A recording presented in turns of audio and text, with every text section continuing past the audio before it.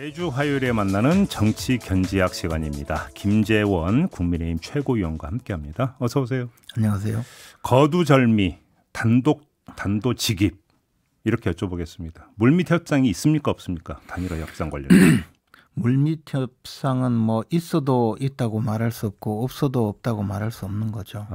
이런 정답을 주시죠. 네, 이런 내용은 사실은 물밑 협상이 없을 수는 없는데 죄송합니다. 예.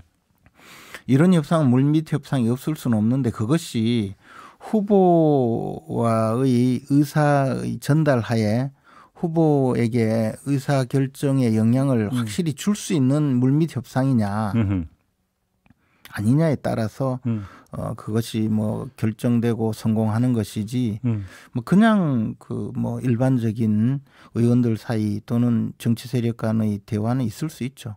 그건 사실은 중요한 게 아니라 후보의 메신저가 만나는 게 중요한 거잖아요, 사실은. 최근에 보면 이제 뭐 후보의 메신저라면 만나겠다는 이야기도 나오고 하는데요. 뭐 그런 의미에서는 별다른 협상이 없는 걸로 알고 있습니다. 아, 그렇습니까? 확실하게 그렇게 알고 계십니까? 뭐 이것도 말할 수 있는 것도 있고 없는 것도 있고. 근데 제가 왜 이걸 여쭤봤냐면 이태규 국민의당 그 총괄 선대본부장이 어제 어떤 말을 했냐면 2, 3일 안에 못하면 국민의힘이 의사가 없다고 봐야 한다라고 이렇게 시한을 정해버렸거든요. 근데 그러니까 우리가 통상적으로 생각을 한다면 물밑에서 메신저가 오가면서 뭔가 조율을 하려면 최대한 그러니까 가장 기본적인 시간 확보가 돼야 되는데 왜 이태규 본부장은 못 박았을까 시한을. 이걸 어떻게 해석을 해야 될까요? 이제 제가 보기에는 안철수 후보가 이번에 단일화라는 주제를 꺼낸 것은 첫째는 가장 중요한 것은 아마 스스로 단일화 압박에 시달리니까 내가 이제 단일화의 주도권을 잡고 가고 나로서는 단일화에 대해서 최선을 다했다. 그리고 두 번째는 첫 번째 그 연장선에서 만약에 단일화가 안 되더라도 오로지 국민의힘 윤석열 후보의 책임이고 네. 내가 저 불성실한 건 아니다. 그 세 번째 혹시라도 정말 내가 원하는 대로 단일화가 되면 그러면 여행수로라도 후보가 될 여지도 없지 않다는 또 판단을 할 수 있잖아요. 속칭 꽃놀이패를 던졌다 이런 겁니까? 그러니까 뭐 지금 저 후보들의 여론조사를 보면 순위는 이미 고정화되어 있잖아요. 1위 윤석열, 2위 이재명, 3위 안철수. 그런데 3위 동메달이 금메달을 뺏을 수 있는 길은 어떻게든 뭐 점수 조작을 하든지 이런 방법을 생각하는 것 같아요. 그리고 만약에 이것을 관철시킨다면 한번 기회가 올 수도 있다는 그런 여행수이고. 참고로 여론조사 관련해서 당연히 1, 2위는 오차범위 안에 있을 뿐만 아니라 1, 2위 표현은 안 하는 게 상식으로 알고 있습니다. 그러나 뭐 제 입장에서 무조건 1위는 윤석열, 네. 2위는 이재명. 네, 국민의힘 최고위원 입장인 것으로 그렇게 이해를 하겠습니다. 어쨌든 뭐 그런 이것은 이제 그런 의미인데요. 그리고 마지막으로 정말 더한 것은요. 이 단일화 화두를 꺼냄으로써 사실상 자신이 보수 후보라는 입장을 이제 굳힌 걸로 보여져요. 아, 그렇게 보십니까? 그래서 네. 지금 뭔가 선거운동 이제 시작하면서 또 티켓 찾는다라고 하면 또 그 차원으로 이해를 해야 되는 거예요. 예, 그렇습니다. 그래서 이 모든 것을 보면 이제 안철수 후보는 나름대로 자신의 입장에서는 가장 하고 싶은 그 위치에서 말씀을 하셨는데 그러나 이제 우리 입장에서 보면 어쨌든 단일화라는 주제를 꺼낸 것만 해도 저희들은 그 진일보했다고 판단을 하고 있습니다. 일단 윤석열 후보는 공개적으로는 조금 아쉬운 점이 있다라는 아주 우회적인 표현만 썼는데 어제 한 보도에 따르면 근데 선대본 안에서 여론조사 방식에 대해서 아주 강하게 반대 입장을 표명을 했다는 보도가 어제 있었거든요. 혹시 사실관계를 좀 확인해 주실 수 있습니까? 그것은 저는 잘 모르겠습니다. 이런 것은 이제 모르는 게 좋아요. 그리고 어쨌든 제 개인적인 입장에서도 지금 현재 안철수 후보와의 단일화를 성사시키려면 여론조사 방식의 단일화는 불가능하다고 봅니다. 왜냐하면 여론조사는 이미 정해져 있고 나와 있는데 그것을 어떻게든 뒤집어 보려는 의미로 양자 여론조사를 하자고 했고 그것은 지금 여론조사 결과를 보면 거의 대부분의 경우에 안철수 후보와 윤석열 후보의 단일화 좌파를 위한 여론조사를 한다면 안철수 후보의 지지율에다가 이재명 후보의 지지율을 합친 것이 나오거든요. 잠깐만요, 최고위원님. 근데 여기서 이제 이렇게 뭔가 궁금해하는 사람들이 있어요. 입장을 떠나서. 네. 자, 윤석열 후보, 안철수 후보의 지지율 격차는 오차범위 바뀌기 때문에 뭐 이 얘기도 될 건데 지지율 격차가 꽤 나잖아요. 네. 그러니까 뭔가 100번 양보해서 약간 역선택이 있다 하더라도 네. 이 지지율 추세가 뒤집어지겠느냐. 윤석열 후보나 국민의힘이 너무 걱정하는 거 아니냐. 이런 이야기하는 사람도 있는데 어떤 말씀 주시겠어요? 만약에 그렇다면 굳이 여론조사를 왜 합니까? 이미 다 끝났는데. 그런데 네. 여행수를 바라는 거잖아요. 그러면 국민의힘에서는 정말 혹시나 하는 그런 어떤 경계심이 있는 거예요. 혹시나의 문제가 아니라 불공정한 룰을 들고 나오는 거죠. 이미 결정되어 있는데 그것을 어떻게든 뒤집어 볼 수 있는 방식으로 그러니까 이제 혹시라도 이렇게 하면 이재명 후보자의 지지자들이 몽땅 안철수를 선택하는 경우 네. 그렇게 됐을 때 내가 이길 수 있다는 그렇게 해서 이긴들 그러면 본선에서는 어떻게 되느냐 그건 얘기가 다른 게 예를 들어서 프리미어 리그든 뭐 K리그든 리그가 진행되는 동안에 1등 팀이 그렇다고 꼴찌 팀하고 그러니까 우리는 게임차 너무 벌어졌으니까 경기 안 해. 이렇게는 안 하잖아요, 그게. 그것은 이제 경기는 실력 발휘를 하는 것이지만 유권자의 선택이잖아요. 네. 예, 유권자의 선택을 다른 지수를 통해서 바꾸려고 하는 것은 굉장히 불공정한 시도이죠. 그래요. 어쨌든 여론조사는 일체 없다. 네, 그렇기 때문에 이제 시한을 둔다는 것은 우리는 최선을 다했다라는 그런 모습과 한편으로는 이제 단일화가 되지 않았을 때는 이제 10%를 얻기 위해서 본선에서 10%의 득표를 얻기 위해서 매진하는 그런 전열 정비의 의미도 있다고 봅니다.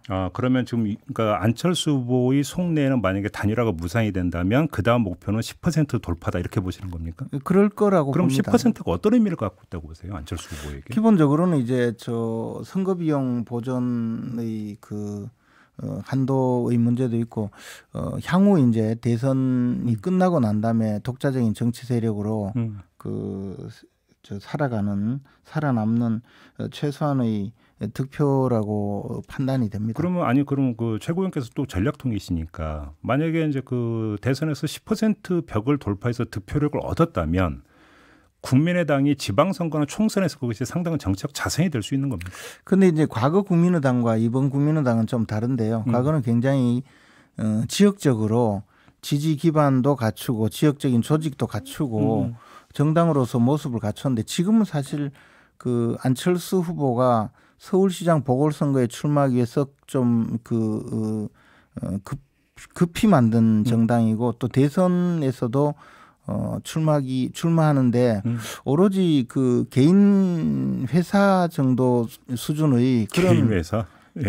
안철수 후보 개인을 위한 정당으로 전락했거든요. 과거의 정당은 좀 정치 세력과 연합도 하고 지역적인 기반도 있고 했지만 그런 국민의당이었는데 새롭게 이번에 창당된 국민의당은 사실 그런 과거의 국민의당과는 좀 다르기 때문에 저는 독자적인 생존이라는 것이 어느 정도 가능할까에 굉장히 회의를 갖고 있습니다. 그래서 저는 안철수 후보께서 너무 혼자만의 세계관으로 판단하지 마시고 이것이 단일화라는 것이 안철수 후보께서 생각하시는 정권교체의 주역이 될 뿐만 아니라 향후 안철수 후보께서 생각하고 계시는 안철수의 정치를 실현하고 구현하기 위해서 후보 단일화를 통해서 향후에 이제 정치적인 꿈을 우리 국민의힘과 함께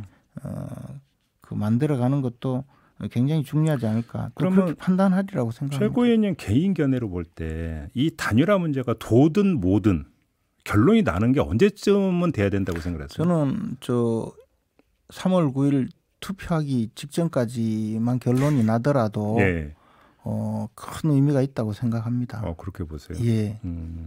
이것은 단순히 지금 투표의 문제가 아니라 정치 세력의 통합이거든요.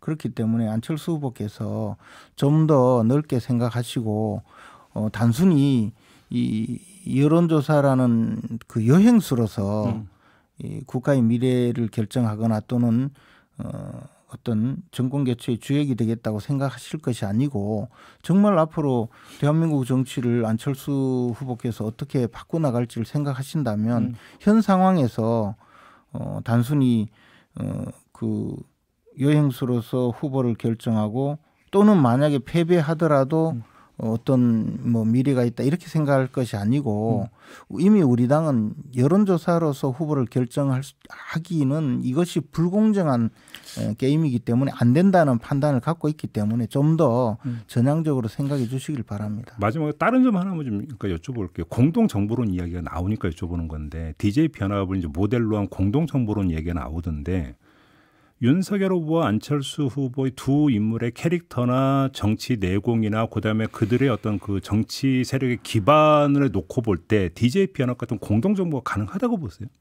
뭐 어떤 형태로도 뭐 가능하겠지만 안철수 후보는 제가 경험하기로는 안철수 후보께서는 그런 뭐 공동정부 이런 쪽보다는 정치적인 그 역할을 하시는 것 또는 좀 더 높은 의미의 그 정치 세력의 통합을 생각하실 거라고 봅니다. 그래서 뭐 그러면 쉽게 얘기하면 책임 총리라든지 정부 강요 배분이라든지 이런 쪽에는 별 관심이 없을 거라고 봐요. 그럼 지금 그 최고위원님 말씀은 만약에 단일화가 이루어진다면 예를 들어서 국민의힘과 국민의당이 통합이 된다면 통합의 어떤 당권이라든지 통합정당 이런 걸 말씀하시는 겁니까? 뭐 그렇게 세세하게 말씀드리면 또 안철수 후보께서 조금 생각하시는 것과 다를 수가 있고요. 어쨌든 안철수 후보가 생각하시는 큰 흐름을 저희들이 맞춰주고 또 자존심을 손상하지 않고 안철수 후보께서 정치적으로